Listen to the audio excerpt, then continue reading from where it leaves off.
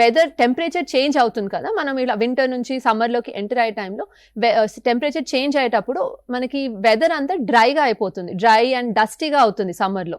So అప్పుడు ఏమవుతుంది అంటే సడన్ టెంపరేచర్స్ రేజ్ అయినప్పుడు కామ్గా ఉన్న వైరల్ ఇన్ఫెక్షన్స్ కూడా సడన్గా రేజ్ అవుతాయి. సో మనం ఎప్పుడైనా వెదర్ చేంజ్ అయ్యే టైమ్స్లో వైరల్ ఇన్ఫెక్షన్స్ అనేవి ఎక్కువ చూస్తుంటాం. ఈ వైరల్ ఇన్ఫెక్షన్స్లో ఎస్పెషలీ చికెన్ పాక్స్ అనేది ఎక్కువ అయ్యే ఛాన్సెస్ ఉంటాయి. సో ఇది జస్ట్ ప్రెగ్నెన్సీ అని కాదు, ఇన్ జనరల్ మన జనరల్ పబ్లిక్ అందరూ ఈ ఇన్ఫెక్షన్స్కి మోర్ హై రిస్క్ ఉంటారు వెదర్ చేంజ్ టైంలో. ఎస్పెషలీ సమ్మర్స్లో వైరల్ ఇన్ఫెక్షన్స్, వైరల్ ఫీవర్స్ అంటాము. వైరల్ ఫీవర్స్లో ఎగ్జాంథమస్ ఫీవర్స్, ర్యాషెస్తో వచ్చే ఫీవర్స్, లేదంటే చికెన్ పాక్స్ స్పెసిఫిక్గా, డెంగ్యూ ఇలాంటివి కొన్ని వెదర్ చేంజెస్ అప్పుడు రేజ్ అవుతుంటాయి.